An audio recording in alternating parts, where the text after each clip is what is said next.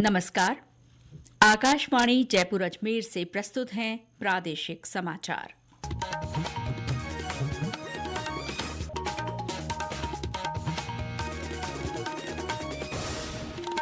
मुख्य समाचार।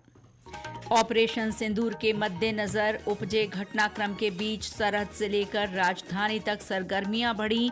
प्रधानमंत्री ने उच्च स्तरीय बैठक ली। रक्षा मंत्री राजनाथ सिंह ने भारतीय सेना के शौर्य की प्रशंसा करते हुए कहा, भारत की संप्रभुता की रक्षा करने में सरकार के लिए कोई सीमा बाधा नहीं बनेगी। भारत पाक तनाव के बीच प्रदेश भर में हाई अलर्ट, सरहदी जिलों में विशेष सतर्कता। प्रशासन ने लोगों से अफवाहों से बचने की अपील की। राजस्थान माध्यमिक शिक्षा बोर्ड ने रीट का परिणाम घोषित किया। 6,36,000 परीक्षार्थी उत्तीर्ण। और बूंदी में आज एक सड़क दुर्घटना में 5 लोगों की मृत्यु। बीकानेर गैस सिलेंडर हादसे में मृतकों की संख्या बढ़कर 8 हुई। समाचारों के साथ मैं शीला चावला और अब समाचार विस्तार से। प्रधानमंत्री नरेंद्र मोदी ने राष्ट्रीय सुरक्षा से संबंधित हाल के घटनाक्रम के मद्देनजर आज विभिन्न मंत्रालयों और विभागों के सचिवों के साथ उच्च स्तरीय बैठक की। बैठक में प्रधानमंत्री ने मौजूदा स्थिति से निपटने के लिए मंत्रालयों की योजना और तैयारी की समीक्षा की और मंत्रालयों को राज्यों के अधिकारियों और जमीनी स्तर की संस्थाओं के साथ समन्वय बनाए रखने की सलाह दी। प्रधानमंत्री ने राष्ट्र के संवेदनशील दौर से गुजरने के दौरान निरंतर सतर्कता, संस्थागत तालमेल और स्पष्ट संचार का आह्वान किया। बैठक में कैबिनेट सचिव, प्रधानमंत्री कार्यालय के वरिष्ठ अधिकारी और रक्षा, गृह, विदेश, सूचना तथा प्रसारण, बिजली, स्वास्थ्य और दूरसंचार सहित प्रमुख मंत्रालयों के सचिव शामिल हुए। भारतीय सेना के ऑपरेशन सिंदूर पर आज संसद भवन में सर्वदलीय बैठक आयोजित की गई। रक्षा मंत्री राजनाथ सिंह की अध्यक्षता में हुई इस बैठक में विभिन्न दलों के नेता शामिल हुए। श्री सिंह ने पाकिस्तान अधिकृत कश्मीर में 9 आतंकी ठिकानों पर भारत के हमले के बारे में राजनीतिक दलों को जानकारी दी। बैठक में सभी राजनीतिक दलों ने आतंकवाद के खिलाफ भारतीय सेना की जवाबी कार्रवाई की प्रशंसा की और एक मत से अपना समर्थन व्यक्त किया। मीडिया से बात करते हुए संसदीय कार्य मंत्री किरेन रिजिजू ने बैठक को रचनात्मक बताया और कहा कि हर नेता ने देश के सामने मौजूदा चुनौती को समझते हुए जिम्मेदारी पूर्वक अपने विचार प्रकट किए। ऐसे वक्त में जब देश एक बहुत बड़ी चुनौती को हाथ में लेकर के काम कर रहे हैं तो इसमें राजनीति का कोई जगह नहीं है। ये हमारे पूरे पॉलिटिकल पार्टीज ने दर्शाया है और सब लीडर्स ने एक मत से हमारे सेनाओं ने जो कार्रवाई की है ऑपरेशन सिंदूर को लेकर के पूरे बधाई भी दिया और गौरव का एहसास सबको हुआ है। कांग्रेस अध्यक्ष मल्लिकार्जुन खड़गे ने कहा कि उनकी पार्टी ने सरकार को अपना पूरा समर्थन दिया है। हम सभी जितने भी पार्टी के लोग थे सभी ने ये बताया इस संकट के घड़ी में हम सब आपके साथ हैं और आप जो काम कर रहे हैं करते रहिए और देश के हित में हम आपके साथ रहेंगे। लोकसभा में विपक्ष के नेता राहुल गांधी ने भी ऐसे ही विचार प्रकट किए।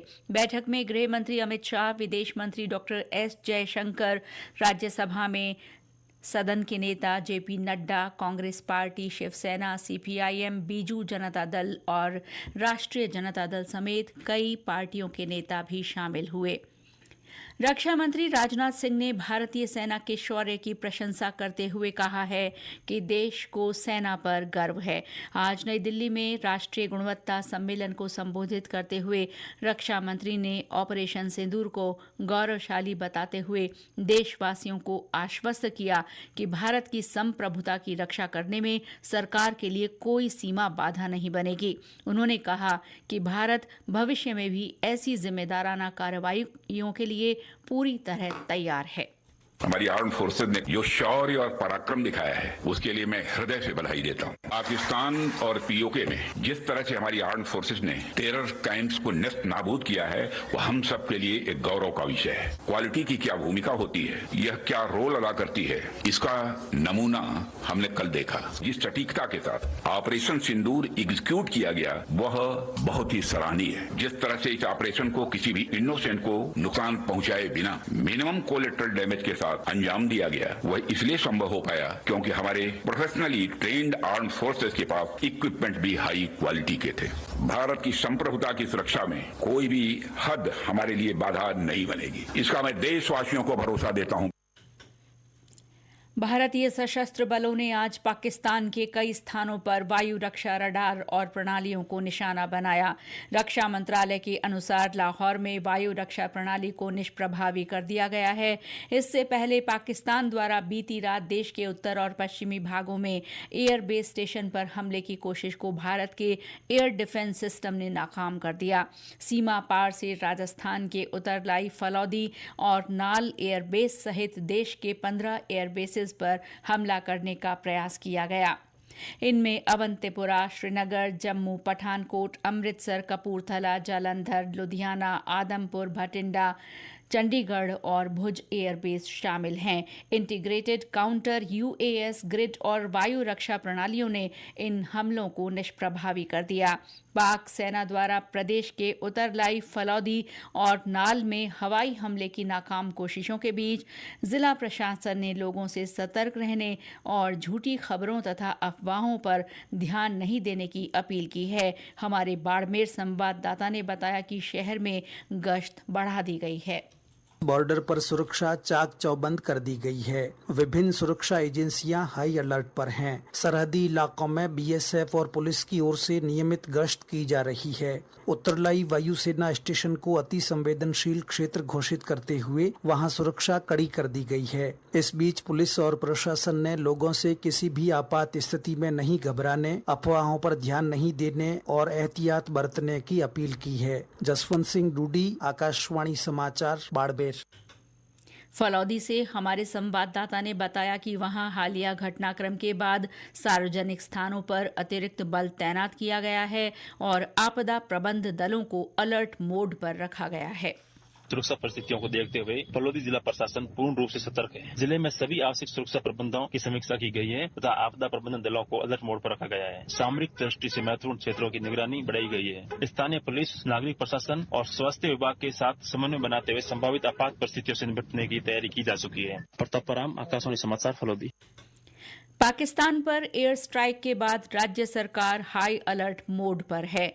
गृह विभाग ने राज्य के सभी जिलों के कलेक्टरों और पुलिस अधीक्षकों को गाइडलाइन जारी कर आपदा प्रबंधन से जुड़ी तैयारियों को मजबूत करने के निर्देश दिए हैं। कलेक्टरों से आपात स्थिति में उनके यहां अस्पतालों में जीवन रक्षक दवाइयों की उपलब्धता सुनिश्चित करने, चिकित्सा कर्मियों को ड्यूटी पर तैनात रहने, ब्लड बैंकों में सभी ब्लड ग्रुप का पर्याप्त भंडारण रखने को कहा गया है।